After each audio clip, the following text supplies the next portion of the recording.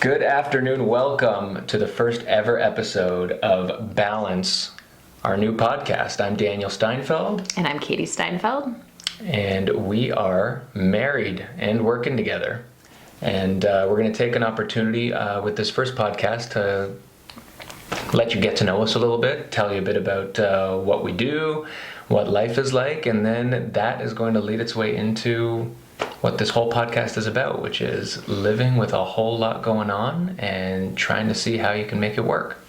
So we co-own On the Block Realty. Katie's our broker of record, and it's a real estate company that we started a couple years ago.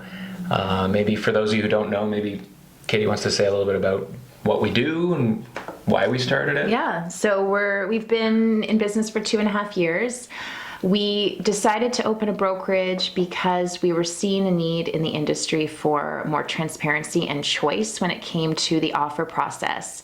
When we started thinking about opening a brokerage, it was back in 2016, 2017 when things were just getting nutty with offers and bidding wars. And we just saw a lot of people getting really frustrated with that process. So we looked at different ways to find a solution, and we thought auctions would be a good offering that we could look into and create a system for that. So we have been running auctions in addition to our real estate brokerage for the past 2.5 years, and we've seen a lot of great success with that so far, and we're looking forward to continuing that into the future. Yeah, and we're now, I guess, about 4 days past our grand opening. We just opened our first office, which has now been slightly retrofitted into a partial studio as well for part of the place here, where we hope to do, I guess, all or most of our episodes, but who knows what'll happen. And it's been an interesting run. I don't have as much of a background in real estate as Katie does. I don't know if you mentioned your background at all, or... No. Whatever. She's been in it a while. She's been doing real estate, and I kind of tacked on to that a few years back. My background is in a different area, a little bit of finance, a little bit of sales. But this... You worked for the Toronto Argos. I worked for... Hey! That was a cool job. It was once upon a time. It was cool, and got some cool experience working for a football team, saw some things, did some stuff. Got a fancy ring. Won the Grey Cup. 2012 was awesome. And on to different, cooler things here where we, I started doing real estate myself about 4 years ago, and started seeing a lot of the same things in the industry as Katie did.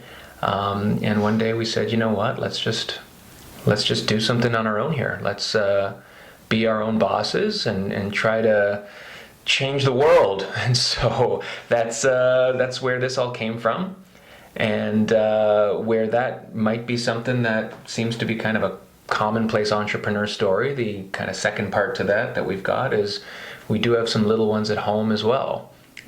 We've got 4 kids, and they're pretty awesome. But they're also, most of the time. Depends on the day. I can say that now because they're not here. So yeah, they're awesome. It's great. But yeah, we've got, if I can remember the ages, they're 4, 6, 7 and 10. Depends on the day. Yeah. 3 girls and a boy. And it keeps things interesting always. And so our hope is that we can kind of bridge all of these different pieces that are going on, whether it's our business life, working together, married life, and including watching over and making sure 4 kids stay alive and do well. And so that's what we're going to talk about. And we hope that there's some entertaining and useful sometimes stuff that we can talk about. Yeah, I mean, I think it's meant for Well, there's a lot of people in the real estate industry, couples that work together. They might not, like, we've never really sold together. We've never been, on a flyer or a park bench before together. But we're not the spouses who sell houses. Not that there's anything wrong with that. It's all Good cool. on you. Good on you if you are. In any capacity where you work together with your spouse in or out of the real estate industry, I think it comes with a lot of benefits and also a lot of challenges. So we want to kind of navigate that, and we're not perfect at all in that, but as we talk things through, and I feel like we're getting there. It's been about 2.5 years running the brokerage together, and I think that was probably the biggest test of working together. For sure. And I mean, we've been married for, what is it, 13 years now? Yep. Is it 13? It's 13 years.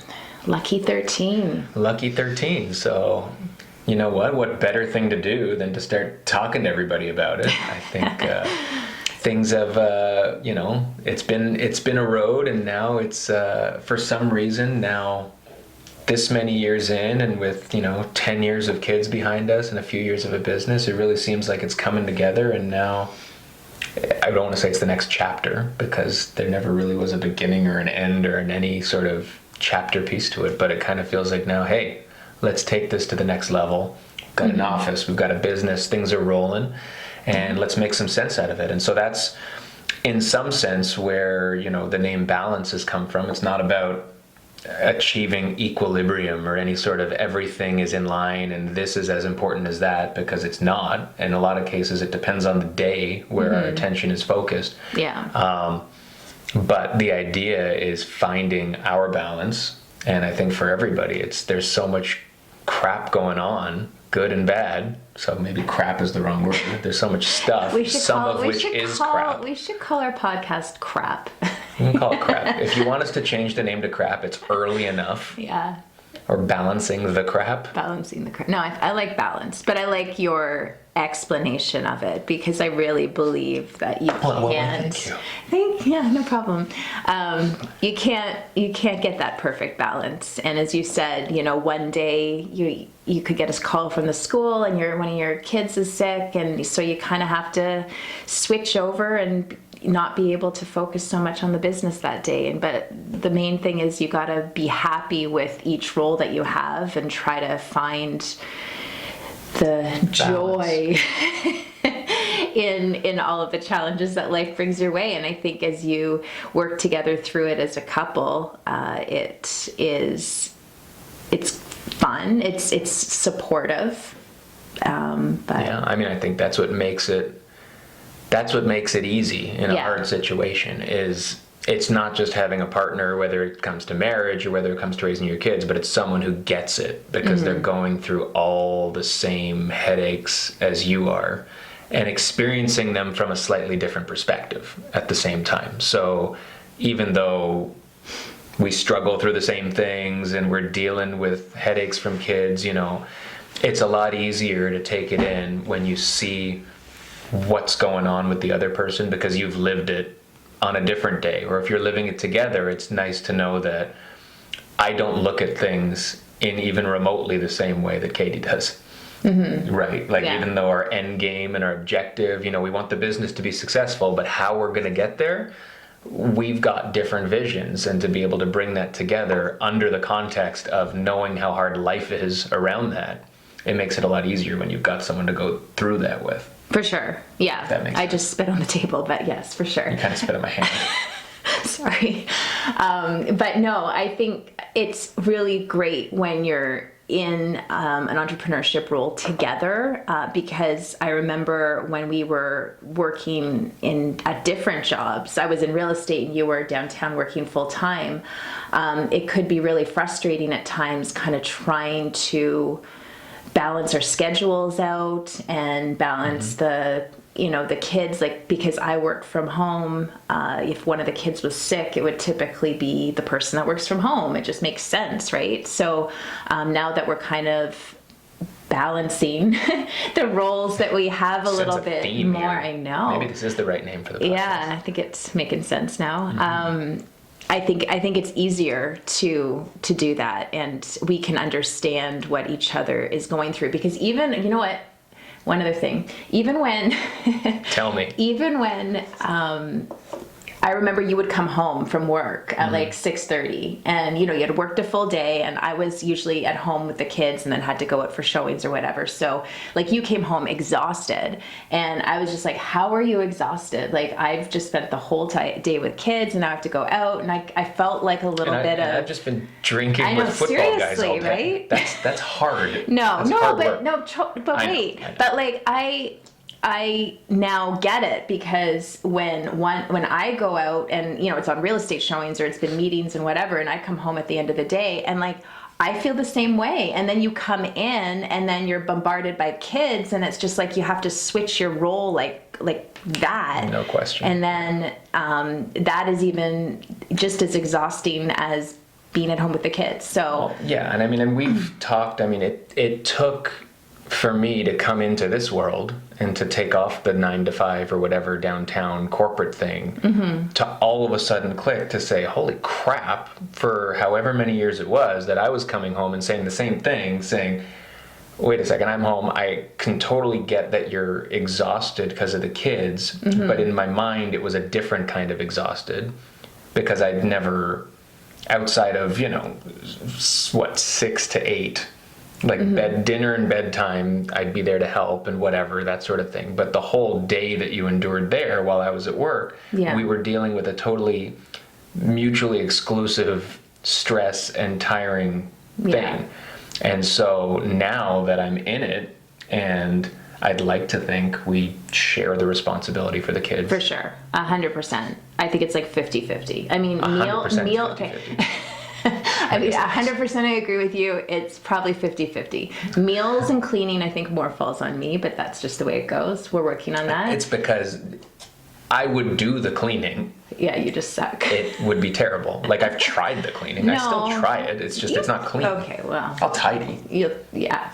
The difference is, and this is a conversation for another day, but the difference is, it's the sensors that go off in certain people's heads. I can walk through a room, see the blatant mess, but not, maybe see, but not care about I don't know if you see it.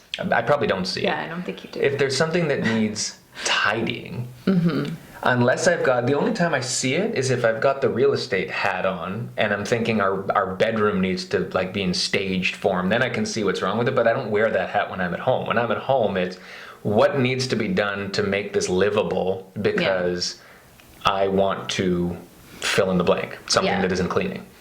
So anyway, sidebar.